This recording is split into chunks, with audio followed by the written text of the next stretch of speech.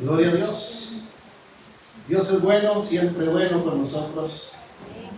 Y en su gran bondad nos permite alimentarnos del mensaje de su palabra, porque la palabra es alimento para nuestra alma, para nuestro ser, porque es palabra que Dios transmite a nosotros con un propósito. Así que le invito a acompañarme en este ratito, a estar atento, atenta a lo que Dios tiene para nosotros. Quiero iniciar refiriéndome a un versículo sumamente conocido. Incluso por ahí hasta le inventaron un sobrenombre en el argot, en el folclore evangélico, le llaman el teléfono de Dios. Jeremías 33:3. Creo que todos en algún momento lo hemos escuchado, lo hemos leído, incluso algunos hasta lo han memorizado.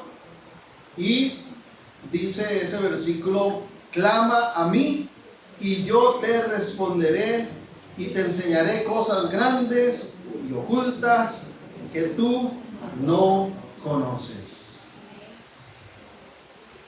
La semana anterior mi esposa estuvo compartiendo el tiempo en la palabra con un tema titulado apropiándonos de las promesas. Y una de las formas sin duda en que nosotros podemos apropiarnos de las promesas de Dios es a través de la oración. De alguna manera hoy quisiera dar una continuidad a esa temática, así que he titulado este mensaje apropiándonos de las respuestas de Dios. Y qué lindo saber que podemos clamar, que somos escuchados y que además Dios puede respondernos. No hay nada más terrible, ¿verdad?, que solicitar algo a alguien y que no nos escuche, que nos ignore, o en dado caso poner la confianza en alguien que no pueda hacer nada por nosotros ni respondernos. Ese no es el caso de Dios. Por ahí leí en alguna ocasión una ilustración de un señor que venía muy feliz con un vehículo que recién había comprado y venía estrenando ese carro, y pasando por una carretera escuchó un golpe, ¿verdad?, un impacto al lado de su puerta. Inmediatamente frenó, se abrilló, fue a revisar el golpe y vio que habían golpeado con un ladrillo la puerta. El carro nuevo quedó con un camarance allí, el impacto. Y furioso levantó la cabeza buscando ver quién había sido el atrevido. Y cuando miró un poquito hacia abajo, vio a un niño muy pequeñito. Señor, fui yo. Es que mi hermanito cayó en esta cuneta y he pedido ayuda y nadie se detiene. Entonces mandé este ladrillo para ver si frenaba. Cuenta la anécdota que el hombre decidió no quitar ese camarance y recordar que hay que ser atento a las necesidades de otros. La buena noticia para todos los que estamos presentes y los que vayan a unirse a nosotros por medio del video es que no necesitamos mandarle ladrillos a Dios. No importa dónde estemos. Si bien es cierto, este lugar es especial porque ha sido consagrado para la gloria, la honra del Señor y para nuestra edificación, la iglesia somos nosotros, no son estas paredes. Y lo que hace santo un lugar es la presencia de Dios en él. Entonces usted y yo podemos estar en la sala de la casa, en la habitación, incluso hasta en el baño, y clamar a Dios. ¿Y cuál es la promesa? Yo responderé. Realmente a Dios le interesan nuestras necesidades y Él está atento a lo que anhela nuestro corazón. Reciba esa buena noticia hoy. Dios está atento a tu necesidad y a lo que anhela tu corazón. ¿Cuántos dicen amén a eso? Por medio del profeta Jeremías, muchísimos siglos atrás, Dios declaró esta palabra en inicio para Israel, diciéndole: clama a mí y yo te responderé. Pero veamos un momentito el contexto del pasaje. ¿En qué momento fue que Dios dio esa palabra? dice el versículo 1 de ese capítulo 33 de Jeremías: vino palabra de Jehová a Jeremías la segunda vez, estando él aún preso en el patio de la cárcel. ¿Dónde está Jeremías? Preso. Y Dios le habla por segunda vez para decirle esto, ¿verdad? Jeremías está sin duda, como ser humano que es, afectado, está golpeado, está inquieto, está preocupado, no solo por él, por la situación que vive el pueblo de Israel.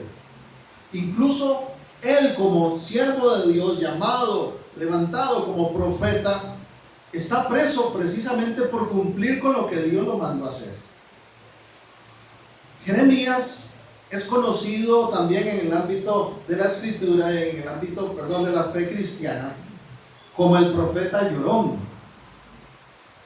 porque le tocó sufrir muchísimo. Peor aún, hermanos, imagínense qué difícil que Dios le habla a Jeremías y le diga: voy a levantarte, te llamo como profeta para que compartas las palabras que yo voy a dar al pueblo. Pero déjame hacer un paréntesis aquí, un énfasis. Jeremías, de una vez te digo, de nada va a servir. No te van a escuchar. ¿Se imagina qué difícil, hermano? ¿Con qué ganas, diría uno? Pero el Señor le explica: sin embargo, aunque sé que no te van a oír, te voy a enviar para que no tengan excusa. Para que el pueblo no pueda decir: Dios no me advirtió, Dios no nos habló. Sino que yo quiero que tú seas el que transmita mi voluntad para el pueblo.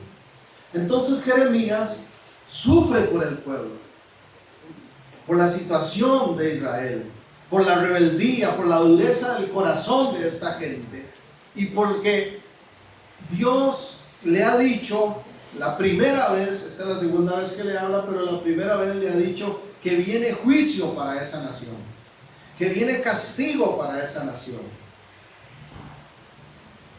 Y entonces aquí Dios por segunda vez le habla y le dice, para que cobre ánimo: clama a mí y yo te responderé. ¿Se ha encontrado usted alguna vez en esa situación? Donde todo está en contra, donde pareciera que todas las puertas están cerradas, donde pareciera incluso que hasta creer y confiar en Dios no tiene sentido porque todo va mal.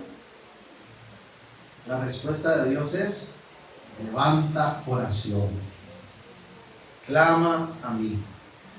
Y yo busqué la definición de clamor, y una definición muy sencilla, muy puntual de clamor dice: orar fuerte con movimientos violentos. ¿Alguna vez usted ha hecho ese tipo de oración? No cuando uno dice: Dios, ¿estás ahí? ¿Me escucharás?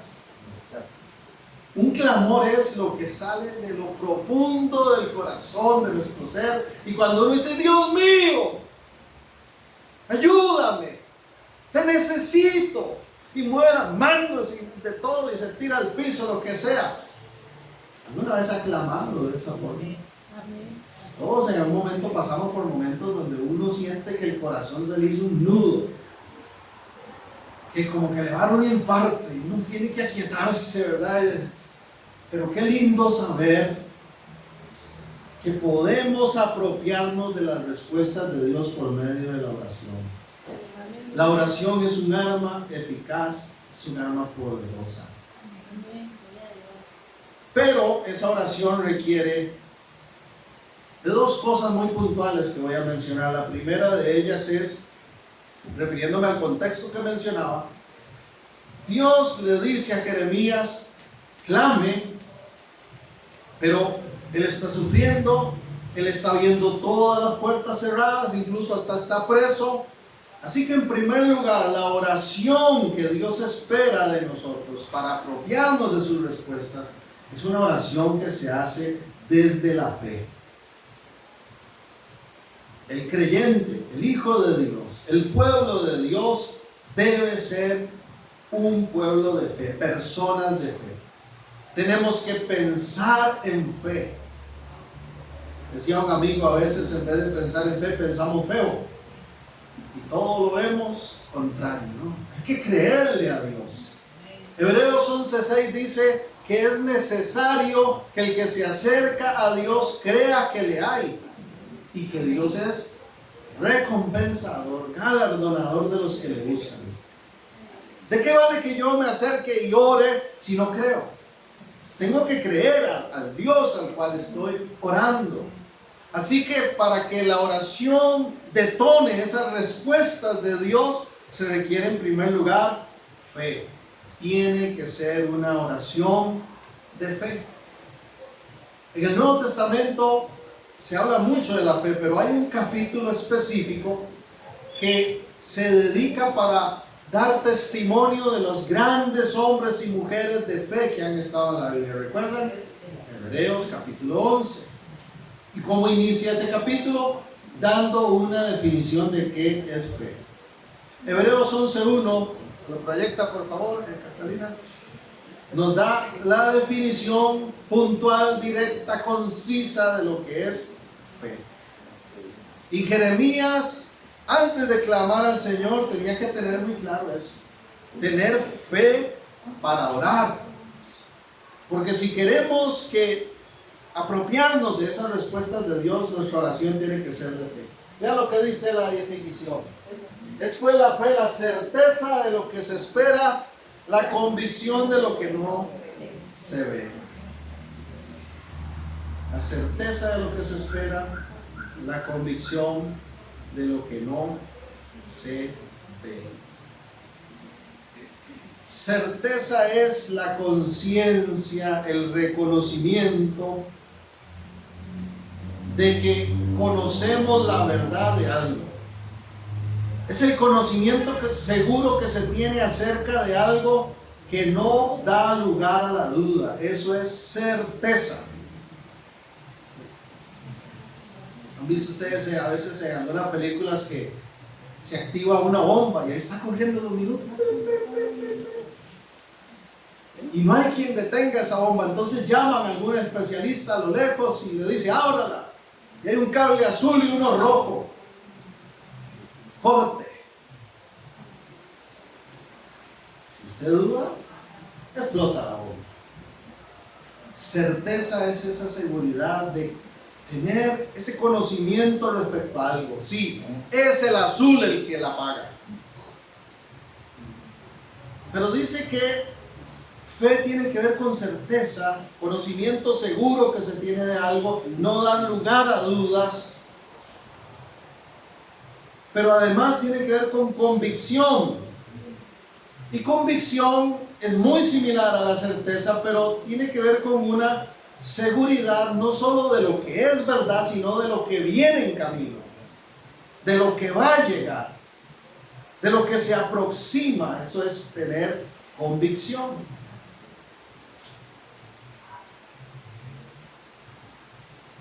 Por ejemplo, yo anoté aquí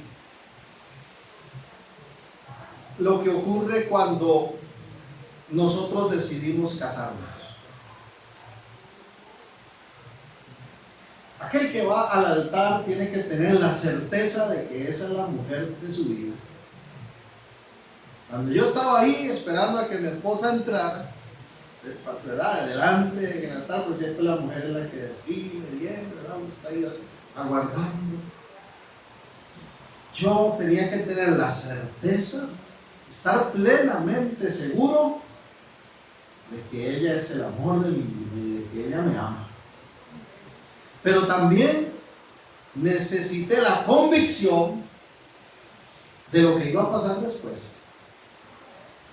Tenía que estar muy, muy seguro de que cuando le dijeran acepta a Germán, ella iba a decir sí. Ahora que está de moda, ¿verdad? Que ella, no acepto. Y sale corriendo. Eso es fe.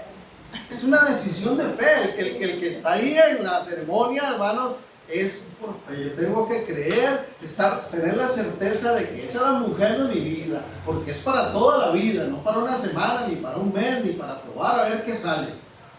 Pero tengo que tener la convicción de que ella también va a responder a eso. Escuchen esta definición. Un famoso biblista de apellido Hendricks dice respecto a convicción, certeza o creencia, es algo de lo que una creencia es algo de lo que argumentarás, pero una convicción es algo por lo que morirás. Una cosa es decir, yo creo en esto tanto como para defenderlo. Y otra cosa es decir, yo tengo la convicción tan clara de que esto es verdad que daría mi vida por ello. Por eso Efesios capítulo 5, cuando Dios habla del matrimonio, le dice al varón: ama a tu mujer como Cristo amó a la iglesia y dio su vida por ella. Eso es convicción. Está dispuesto a morir por lo que creo. ¿Y por qué digo todo esto, hermanos? Porque esa es la clase de oración que de alguna manera Dios espera de nosotros, demanda de nosotros, y que nos permite apropiarnos de esas respuestas. Cuando Dios le dice a Jeremías: clama a mí y yo te responderé, le está diciendo: cree, confía, aunque estás viendo todo lo que ya mencionamos que tiene en contra, cree en que yo voy a hacer algo especial. Entonces, una oración de fe incluye saber que algo es verdad y movernos o avanzar en torno a lo que hemos creído. Es cuando uno dice: yo por mí mismo no puedo, pero creo, Dios, que contigo lo voy a hacer. Sé que tú me ayudarás, sé que es posible en ti. Esa es la oración que Dios espera.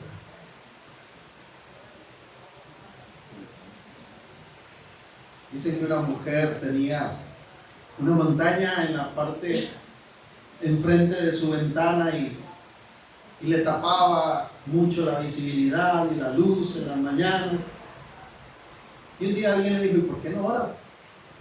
La Biblia dice que hasta las montañas se pueden mover. Entonces dice que en la noche ella hizo una oración, pidió que esa montaña se moviera. En la mañana se paró en la ventana, corrió un poquito la cortina. Yo sabía que no te ibas a mover.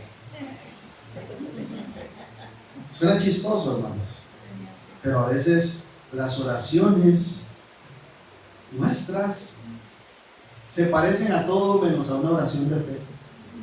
Porque por un lado estamos diciendo: Señor, te presento esto, ayúdame, confío en ti. Y por otro estamos: no creo, no va a venir. Entonces, creamos, confiemos, aguardemos en el Señor y en sus promesas. Muchas cosas tiene Dios preparadas.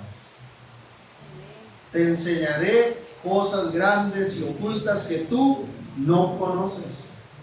Hermanos, Dios tiene la película completa. Uno apenas ve el pedacito que tiene enfrente, pero Dios tiene la película completa de nuestra vida. Él sabe todos los detalles de lo que vivimos y lo que vamos a vivir y cuál es el propósito que Él está llevando adelante. Lo primero que Dios tiene en mente es redimirnos de nuestros pecados, nuestra salvación eterna. Pero también clamamos al Señor por cualquier otra cosa, y si lo hacemos con fe, sin duda alguna podemos aguardar grandes respuestas. Ve al versículo 6, Dios le dice a Jeremías 33:6: he aquí yo les traeré sanidad y medicina, y los curaré, y les revelaré abundancia de paz y verdad. ¿Cuántos creen que Dios da abundancia de paz? Amén. Hermano, qué linda la paz que da Dios. Amén. Jesús lo dijo en Juan capítulo 14: la paz que yo les dejo, el mundo no se la puede dar. ¿Y cuántas cosas maravillosas quiere el Señor hacer en nosotros? Y lo único que nos pide es: crean. Por eso, hermanos, si ustedes me conocen, que yo voy totalmente en contra de la llamada teología de la prosperidad. No me gusta ni llamarle teología, ¿verdad? Porque hay una manipulación terrible que se ha hecho, donde se le ha enseñado a una parte del cristianismo, ¿verdad?, que sigue esas corrientes, que lo que mueve la mano de Dios es el dinero. Pero la buena noticia es que lo que Dios pide de nosotros es fe, que creamos. No es un asunto de quién tenga mejor posición, más títulos, más cosas a favor, no. Y yo creo que Dios hoy aquí está hablándole a alguien y recordándole que también a ti te escucha. Porque mucha gente se acerca a mí y me dice: pastor, ore por esto, por favor, porque a usted Dios sí lo oye. Pero resulta ser que donde esté un hijo de Dios que ha depositado su confianza en Dios, va a ser escuchado. Y aunque todo esté en contra, como el panorama que tenía Jeremías, Dios le dice: clama a mí y yo te responderé.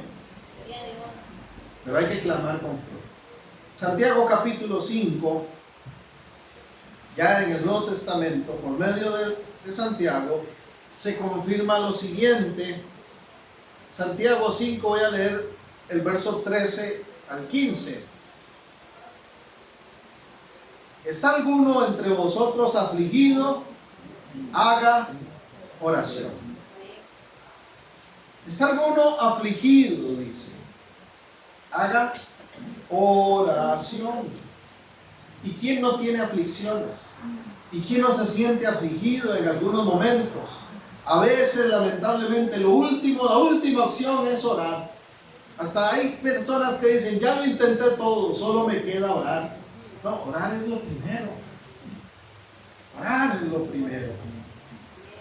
Entonces, cuando hay aflicción, ¿qué es lo que hay que hacer? Orar. ¿Es alguno alegre? Entonces cante alabanzas. Porque hay un tiempo para todo. Hay tiempo para alegrarse, pero también hay tiempo para afligirse. Y en esos momentos difíciles, ¿qué hay que hacer? Orar. Si está alguno enfermo, llame a los ancianos de la iglesia, oren por él, ungiéndole con aceite, porque el aceite es un simbolismo, ¿verdad?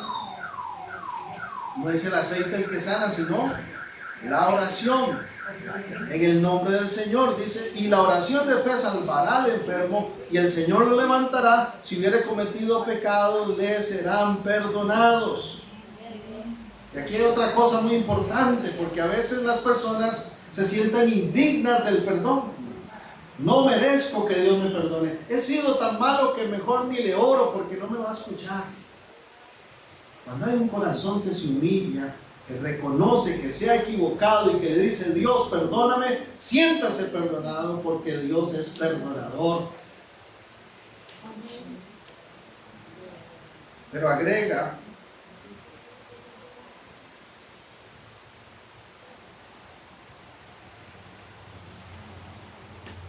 y la oración de fe salvará, levantará. Si hubiere cometido pecados, les serán perdonados. Esa es la fe que nosotros debemos de tener. Si vamos a orar, si vamos a clamar, como dice ahí, tenemos que hacerlo creyendo en lo que Dios puede hacer con nosotros. Volviendo a Jeremías, el verso 3. Estamos quedándonos hoy ahí cerquita de este texto. Clama a mí y yo te responderé, y te enseñaré cosas grandes y ocultas que tú no conoces. El clamor, la oración que nosotros hacemos, Dios fue muy claro, tiene que estar dirigida a Él. Clama a mí, dijo Dios. Es a Dios a quien tenemos que dirigirnos. Y eso pareciera muy básico y hasta lógico. Pero hermanos, a veces las personas en el dolor, en la angustia, acuden a cualquier cantidad de opciones y por último al Dios verdadero y único. El que realmente responde es Dios.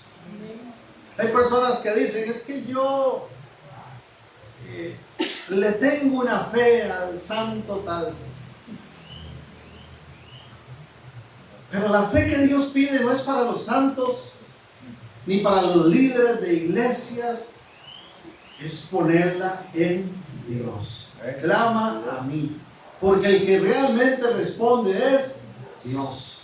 Y aquí vemos muchos que podemos dar testimonio de eso, que buscamos respuestas en muchas cosas, opciones diversas, pero al final, hasta que conocimos al Dios de verdad, al único y verdadero Dios, encontramos respuestas. Porque solo Él tiene todo poder y toda autoridad. Hay que dirigirnos a Dios. Y en la Biblia, la forma en la cual clamamos a Dios es a través de su nombre. El nombre de Dios. Y ese nombre va condicionado a algo muy especial. Cuando yo digo el nombre de Jesús, estoy reconociendo el señorío de Cristo en mi vida y por lo tanto estoy diciendo tú mandas. Entonces, si vamos a apropiarnos de las respuestas de Dios, tenemos que orar en fe. Pero en segundo lugar, tenemos que orar conforme a la voluntad de Dios. Porque es a Él al que clamamos y es en su nombre en que oramos, no en el nuestro. A veces llegamos ante el Señor y parece que estamos en un restaurante, ¿verdad? Pidiendo, exigiendo, golpeando la mesa. Te pido esto y esto y esto y esto. Pero lo haces así como digo, si no, ni me contestes. Qué falta de respeto. Usted quiere apropiarse de las respuestas de Dios, entonces confíen que la voluntad de Dios es la única que realmente tiene valor para nosotros. Dios no se equivoca, nosotros sí. Dios no se equivoca, nosotros sí. En el Antiguo Testamento se relata sobre un hombre que se llamó Ezequías. Y él era un rey bastante noble en su accionar, también temeroso de Dios. Pero Dios le habló y le dijo: póngase en orden lo que tenga que organizar de su familia, de su casa, de todo, porque vas a morir. Bueno, yo no sé qué tan bonito sería saber el día exacto en que uno se va a morir, ¿verdad? Pero a este hombre tuvo ese privilegio. Dios le dijo cuándo iba a morir. Y entonces se humilló delante de Dios y dio sus razones y le pidió a Dios que lo dejara con vida. Y dice la Escritura que Dios le añadió 15 años más. 15 años más de vida. Hasta ahí todo suena muy lindo. Todos queremos más vida. Y nadie se quiere morir, pero yo que siempre estamos pensando en que lindo es vivir. Pero aquí es donde viene lo que quería mencionar de Ezequías. ¿Qué pasó en esos 15 años después de su petición? Lo único demás que nos cuenta la Biblia es que tuvo un hijo que resultó ser terrible, trágico para la nación de Israel. Tomó decisiones que llevaron al pueblo a la ruina, fue déspota, fue un muy mal hijo y un muy mal gobernante. Entonces Dios no se equivoca. Por algo Dios 15 años antes se lo llevó. Y nosotros llegamos ante Dios con nuestra lista, pero queremos que se hagan las cosas a nuestra manera. Hermanos, esto va de la mano. ¿Qué dijimos que era el primer punto? Queremos apropiarnos de las respuestas de Dios. ¿Qué necesitamos? Orar ¿cómo? Con fe. Y fe es confianza plena en Dios. Entonces, si queremos orar, en segundo lugar, clamar a Él y ver las cosas poderosas, maravillosas que Él tiene, tenemos que hacerlo según su voluntad. Porque está escrito que esa voluntad de Dios es agradable y perfecta. ¿Y qué mejor ejemplo que el ejemplo de Cristo Jesús? Lucas 22 nos da el ejemplo de Cristo. Imagínense usted que Jesucristo mismo, con toda autoridad y como hijo de Dios, pudo imponer su voluntad. Pero ¿qué hizo Cristo? Siempre se sujetó, se sometió a la voluntad del Padre. Lucas 22 dice el verso 39. Esto es antes de la crucifixión. Jesús ora en Getsemaní. Y saliendo se fue como solía al monte de los olivos, y sus discípulos también le siguieron. Ojo que dice como solía, otras versiones dicen como de costumbre, porque Jesús siempre oraba. Imagínense, Jesús siempre oraba. Cuanto más nosotros necesitamos estar en oración constante. Y orar es hablar, dialogar con Dios. Uno puede estar orando en donde quiera que esté, no necesariamente tiene que estar en el templo para orar. Ya lo dije antes.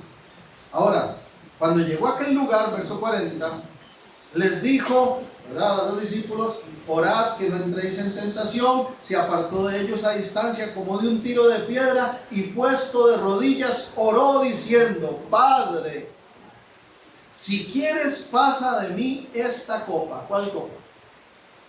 Jesús sabe que le toca beber un trago nada dulce. Lo que le va a ocurrir a continuación es terrible. Jesús siempre supo a qué venía a esta tierra: a dar su vida en rescate por todos nosotros. Y en vez de imponer su voluntad, ¿qué dijo? Si quieres, pasa de mí esta copa, pero no se haga mi voluntad, sino la tuya. Y se le apareció un ángel del cielo para fortalecerlo. Tenemos que orar con fe. Tenemos que clamar a Dios creyendo, con certeza, con convicción, con confianza plena en Él y en lo que puede hacer. Pero también lo que pedimos tiene que ser conforme a la voluntad del Señor. Los no de Dios no nos gustan para nada. Pero a veces los no de Dios es lo mejor que nos puede pasar. ¿Alguna vez ha pedido algo y Dios te ha dicho no? Si Dios no nos da algo es simplemente porque no es su voluntad y por lo tanto no nos conviene, no nos bendice, no nos favorece en ninguna manera.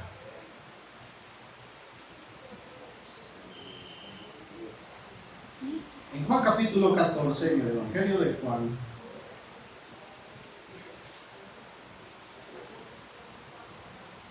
dice el versículo 12, Juan 14, 12.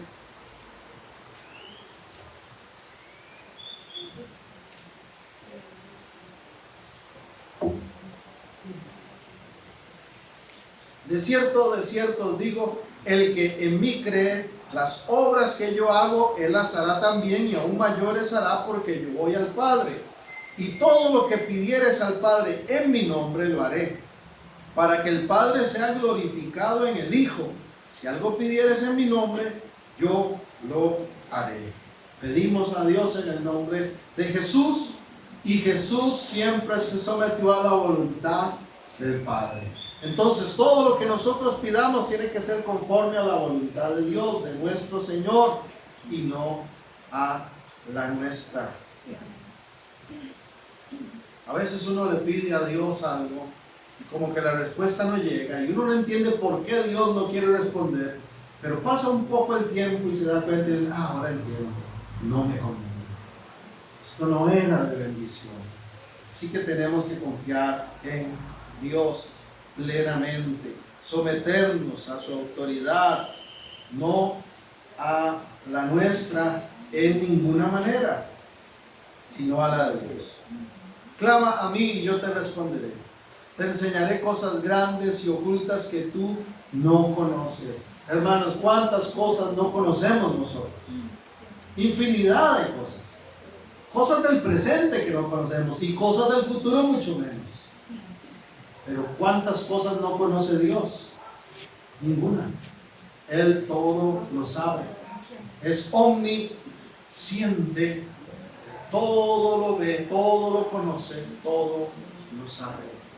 Cosas grandes, cosas que tú no conoces. Y en el caso de Jeremías, ¿cuáles eran esas cosas que él no conocía, que no estaba viendo? Todo se veía cerrado, todo se veía bloqueado, él mismo está preso, la nación terrible, parecía que no había solución, y Dios le dice: clame, tenga fe, confíe, aguarde, porque hay cosas todavía que no conoces, pero yo que te quiero mostrar. ¿Cuáles son esas cosas? si seguimos leyendo el capítulo, nos vamos a dar cuenta que Dios le explica a Jeremías que Israel está pasando por un proceso de restauración, que Dios quiere restaurar la vida de la nación, pero que a veces para que ocurra restauración tiene que haber quebrantamiento. Entonces Israel va a ser quebrantada porque Dios quiere restaurar esa nación. Entonces Dios más adelante pone el ejemplo de el alfarero que agarra el barro, ¿verdad?, para hacer una vasija. Pero dice que a veces la vasija se echa a perder. Entonces, ¿qué ocurre? El alfarero tiene que romper esa vasija y volverla a hacer de nuevo para que ya quede bien limpia. Tal vez en este momento de tu vida te sientas quebrado. Tal vez no le veas forma a la vasija de tu vida. Pero Dios te dice, confía. Porque aún de este dolor, de esta situación, te voy a enseñar cosas que no estás entendiendo. Y voy a moldear una vasija hermosa que un día va a salir del horno y vas a dar gracias aún por las experiencias difíciles que pasaste. Eso es fe, eso es confianza en Dios. Lo he dicho en otras oportunidades y lo repito hoy, hermanos, no saquemos el queque del horno antes de tiempo. A veces queremos apresurar a Dios y Dios está haciendo algo sorprendente. Deje que Dios termine, deje que Dios te sorprenda. Siempre estemos orando en la voluntad del Señor, vamos a ser sorprendidos con bendición.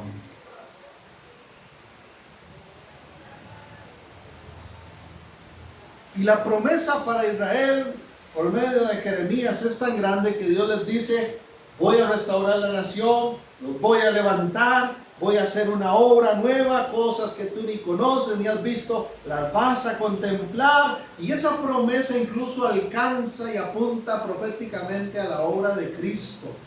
Por eso dice el verso 15 y 16, aquí mismo en el capítulo 33, en aquellos días y en aquel tiempo haré brotar a David un renuevo de justicia y haré juicio y justicia en la tierra. En aquellos días Judá será salvo, Jerusalén habitará segura y se le llamará Jehová justicia nuestra. Jeremías, la nación no está perdida. Voy a levantar, voy a confirmar al más glorioso de los reyes. Cristo Jesús vendrá a reinar con poder y su reino traerá bendición, sanidad, justicia. La buena noticia para nosotros es que Cristo ya vive y ha prometido volver. Amén. Entonces sigamos creyendo, clamemos con fe, sometámonos a la voluntad del Señor, porque la voluntad del Señor es bendecirnos. Y aun cuando diga no, démosle gracias, porque algo mejor tendrá. A veces Dios rotundamente dice, no es para ti. A veces Dios dice, sí es para ti, pero todavía no es el tiempo. Aguarda un poco más. Yo siempre vacilo con mi esposa porque le digo que cuando estaba en el colegio, una profesora nos contó una anécdota. Decía ella que cuando los bebés iban a nacer y a venir a la tierra, pasaban por un portal de 2 en 2 con la pareja que le iba a tocar. Entonces cuando yo escucho eso, yo siempre vacilaba y decía, claro, yo pasé solo, soplado, porque en ese momento no tenía nadie ni esperanzas de nada. Pero ahora vacilo con mi esposa porque ella es mayor que yo, tiene una diferencia de edad conmigo de 5 años, y yo le digo, claro, ahora entiendo, es que usted pasó antes y nos encontramos después. ¿Cuántas cosas, hermanos, no son en el momento que uno piensa? Y Dios nos sorprende después. Así que créale a Dios, porque cosas ocultas que tú no conoces, cosas grandes, Dios quiere enseñarte. Y termino con esto, vean qué bonito el verso 20 y 21. Así ha dicho Jehová, ya lo que le dijo a Jeremías: si pudieres invalidar mi pacto con el día y mi pacto con la noche, de tal manera que ya no haya ni día ni noche a su tiempo, podrá también invalidarse mi pacto con mi siervo David, para que deje de tener hijo que reine sobre su trono, y mi pacto con los levitas y los sacerdotes, mis ministros. O sea, Dios le dice a Jeremías, el día en que se rompa ese acuerdo, ese decreto mío de que hay día y hay noche, si tú puedes romper eso, entonces ahí podrías dudar de que yo cumpla las promesas con Israel. Pero así como todas las mañanas sale el sol y todas las tardes se oculta para dar lugar a la noche, así las promesas de Dios son reales y nada las detendrá. Tal vez estás en un momento de la noche, pero a la mañana, dijo el salmista, vendrá la alegría. El sol volverá a salir porque Dios cumple sus promesas. Clama con fe, clama según su voluntad y espera con confianza porque Dios responde y nunca falla. Gracias, Señor, por tu palabra en esta mañana. Gracias, Señor, porque podemos confirmar que es verdad. Cuando oramos, cuando clamamos a ti, realmente tú respondes. Y lo que no ha llegado aún, y las respuestas que aún no han contemplado nuestros ojos, las seguimos aguardando, porque tú cumples tus promesas, Señor. Dios, mira a cada uno de los que están aquí, Señor. A cada uno de los que están recibiendo este mensaje. Ministra con tu paz sin igual. Y si alguno, Señor, al igual que Jeremías, tiene un panorama contrario, tiene una situación complicada, donde todo pareciera ir en contra, allí se levantó tu palabra para recordar al profeta que vendrían cosas mejores, según tu voluntad. Así te pido, Señor, por aquellos que están en dificultad, que están en momentos de aflicción. Afirma, Señor, su fe, que puedan confiar en tus promesas, Señor, y que podamos todos orar a ti, creyendo en lo que tú vas a hacer y siempre sometiendo todo a tu perfecta voluntad. Gracias porque tú no te equivocas en lo que estás haciendo conmigo. Dígase, gracias porque tú no te equivocas en lo que estás permitiendo en mi vida. Gracias porque tú no te equivocas en lo que estás haciendo con los que me rodean. Yo soy el que fallo, yo soy el que me equivoco, pero tú no.